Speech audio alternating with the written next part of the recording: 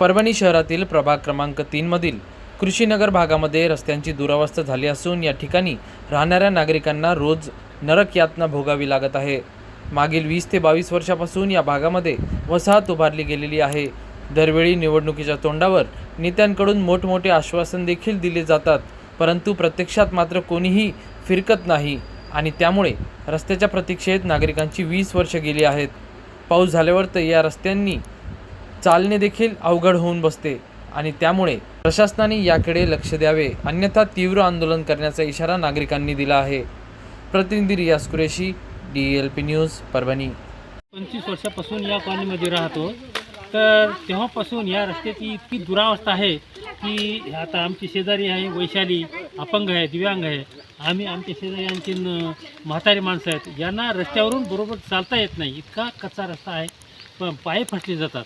तरी सरकारने हा रोड दुरुस्त करून द्यावा। मी वैशाली पगारे, इथे कुशीनगरला आम्ही 20-25 वर्षापासून राहतो, पण आतापर्यंत आमच्या रस्त्याची म्हणजे काहीच सोय आतापर्यंत झालेली नाही आहे। मला स्पाईनचा इंजुरी झाल्यामुळे मला चालण्याचा प्रॉब्लेम आहे आणि मला ट्रीटमेंटसाठी रोज जावं लागते, पण आता ह्या अशा रस्त्यामुळे आम्हाला जायला यायला खूप परेशानी होत आहे आणि इकडे ॲटो वगैरे पण येत नाही, कारण असा पावसामध्ये जेव्हा चिखल होतं ना तर ॲटो पण येत नाही इथं, त्यामुळे आम्हाला जायला यायला खूप अडचण होते आणि इथे नाल्या पण झालेलं नाही आहे, त्यामुळे नाल्याचं सगळं पाणी रस्त्यावर येते आणि तो चिखल होऊन आम्हाला जायला यायला खूप परेशानी होती। इथंच साईडला शाळा पण आहे, तर लहान लेकराला पण जायला यायला खूप अडचणी होतात आणि इथं मोस्टली म्हणजे ज्येष्ठ नागरिक राहतात, तर त्यांना जायला यायला खूप अडचण येतात आणि जर एखाद्या वेळेस आम्हाला जर एमर्जन्सी दवाखान्याची आली तर आम्ही कसं जाणार, कसं आम्ही म्हणजे ट्रीटमेंटसाठी कसं आम्ही हे करणार। तर शासनाने याची दखल घ्यावी आणि आम्हाला रोड करून द्यावा। माधवराव वैराट, कुशीनगर येथे रहिवासी असून 1999 पासून मी या वार्डामध्ये राहतो। आतापर्यंत आम्हाला कोणतीही सुविधा उपलब्ध झालेली नाही आहे।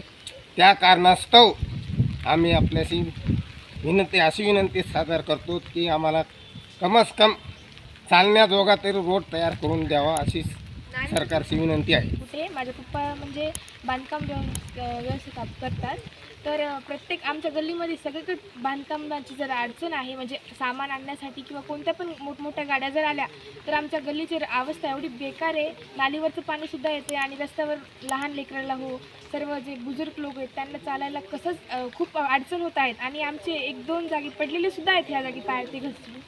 तर आमची एकच मागणी की चांगला रोड करून द्या, नाला करून द्या।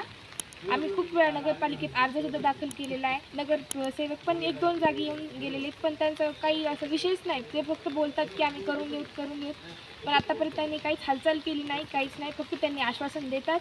आमची एकच मागणी आहे, व्यवस्थित रोड करून द्या सगळ्याच गोष्टी आणि नाली पण झाली पाहिजे। रोडची लयच अडचण आहे, आमच्या मुलीला दवाखान्यात जाता येत नाही, उचलून न्यावं लागतंय कधी कधी रातच्या बिराच्या। एकदा असं रोड झाला तर माती टाकली, तेव्हा ते नेलं तर दवाखान्यामध्ये ॲडमिट झालो किती दिवस, तरी जायची लयच बेजारी राहते। रोडची सुविधा नाही ना लाईटाची नाही, याला लय बेजारी झाली, लेकराची, डिलिव्हरीच्या बायाची, अशी आम्हाला आतापर्यंत 25 वर्षात रोड नाही, काय नाही, इकडे कोणीसुद्धा दखल घेत नाहीत। नगरपालिका 2 वेळेस जाऊन आलोत आम्ही।